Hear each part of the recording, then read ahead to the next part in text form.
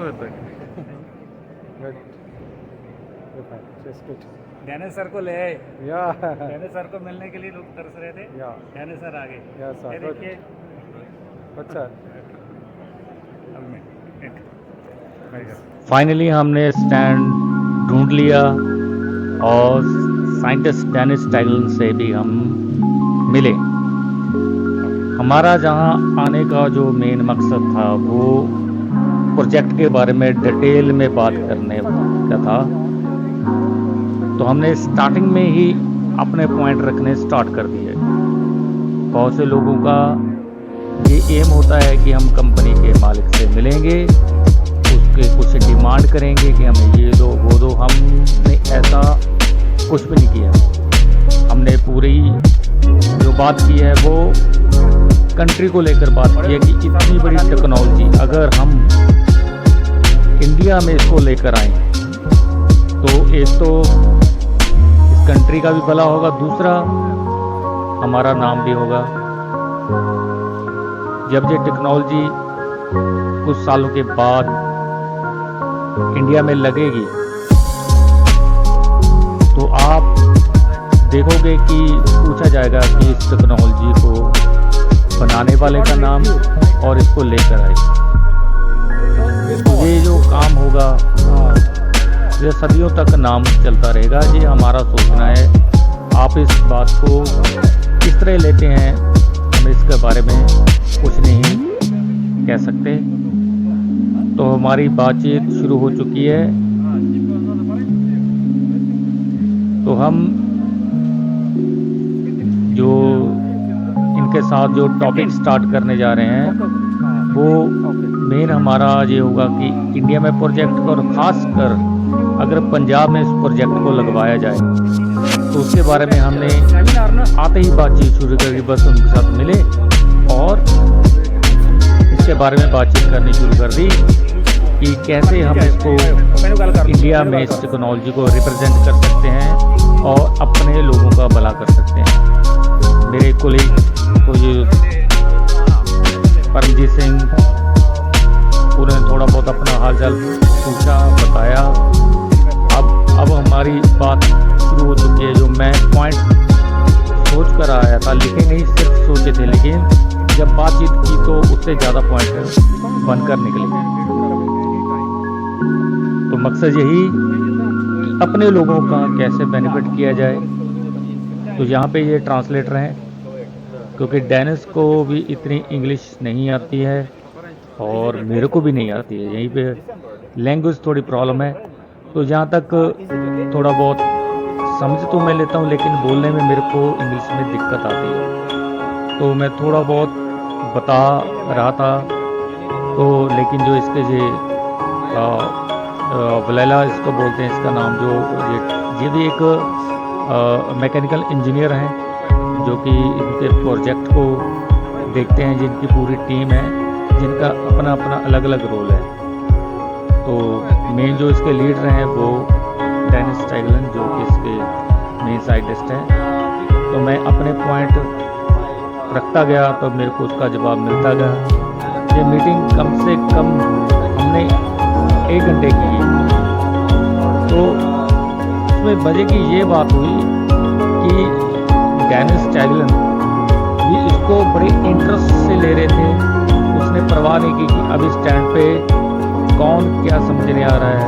तो उसकी जो दूसरी टीम थी उसको संभाल रही थी उनको, लेकिन वो मेरे साथ इंटरेस्टिंग से बात कर रहे थे क्योंकि वो मेरी हर बात का जवाब दे रहे थे। हमारी मिलने से पहले फ़ोन पे बातचीत होती रहती थी मैसेज के थ्रू। तो मैंने साथ में यही रखा था कि मैं दुबई इसलिए आऊँगा अगर आप मेरे को आप समय दोगे। मैंने उनसे 20-25 मिनट का समय मांगा था कि अगर आप मेरे को 20-25 मिनट का समय देते हो। तो उन्होंने ये समय यहीं पर दिया क्योंकि इन्होंने 2 दिन के बाद बुल्गारिया में भी जाना है क्योंकि वहाँ पे इनकी बहुत बड़ी डील हो रही है बुल्गारिया में प्रोजेक्ट लगवाने के लिए।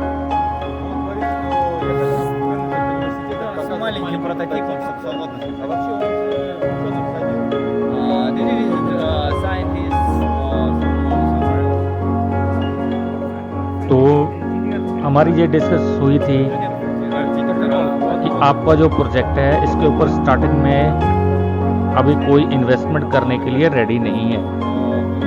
तब यहीं पे हमने एक डील बनाई जहाँ पे मैंने इनको एक एडवाइस किया कि ऐसे ऐसे अगर आप करते हो तो प्रोजेक्ट लग सकता है, कि जैसे कि आप अगर कुछ इन्वेस्टमेंट करो, कुछ हम इन्वेस्टमेंट करें तो प्रोजेक्ट लगने के चांस।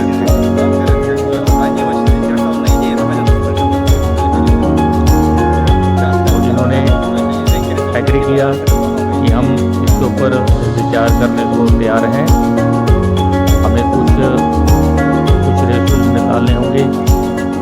तो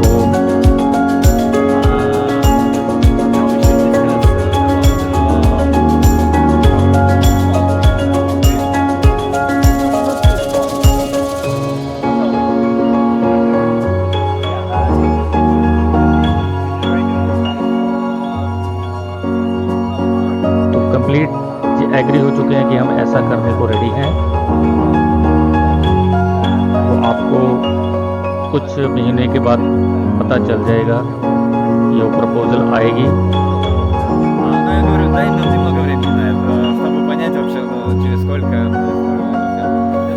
तो यही हमारा मेन मकसद था कि हम किसी न किसी तरह खासकर पंजाब में इस प्रोजेक्ट को लगाएं, क्योंकि मेरे पास काफ़ी लोगों के साथ बातचीत की प्रोजेक्ट के रिगार्डिंग, उस टेक्नोलॉजी को लेकर इंटरेस्टेड थे। बात आ जाती थी इन्वेस्टमेंट की, तो अब मेरी बात क्लियर हो चुकी है कि इन्वेस्टमेंट कुछ हद तक कंपनी करेगी और कुछ हद तक हम। अब मैं ये सोच रहा हूँ इनको क्या रेशो बताऊँ। तो इन्होंने 50-50 का बोला था कि 50% हम लगाते हैं, 50% आप लगवाओ।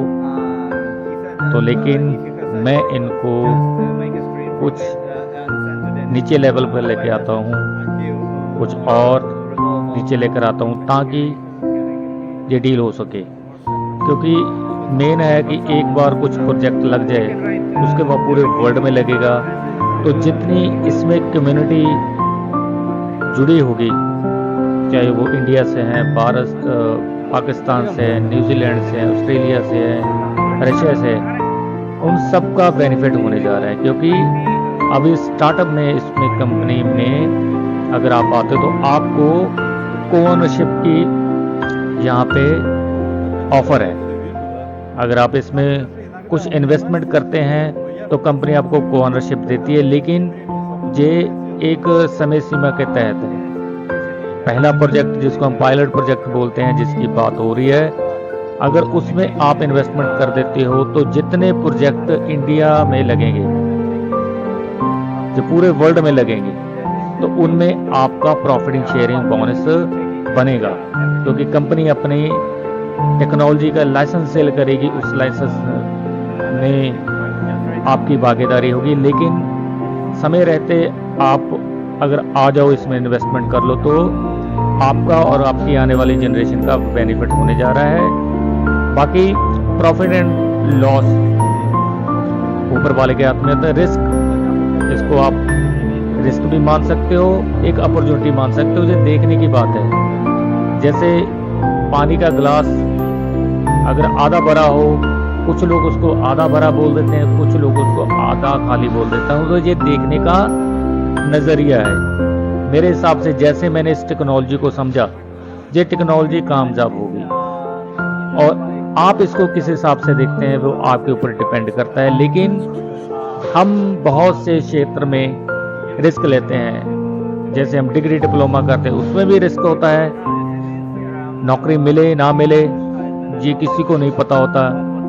हम कोई बिजनेस करते हैं 10-15 लाख लगाकर, तो उसमें भी कुछ पता नहीं होता बिजनेस चलेगा कि नहीं चलेगा। लेकिन एक स्टडी होती है, एक कैलकुलेशंस होती हैं। तो ऐसी कैलकुलेशन ये है कि इसमें जो है इन्वेस्टमेंट कम है लेकिन प्रॉफिट बहुत ज़्यादा है। अगर मिनिमम इसमें आप 20,000 की इन्वेस्टमेंट कर लो वो भी इंस्टॉलमेंट पे 2000 की इंस्टॉलमेंट करो, 10 महीने तक देनी है, तो आपको पता भी नहीं चलेगा कि आपने कब अमाउंट दे दी, कब हो गई।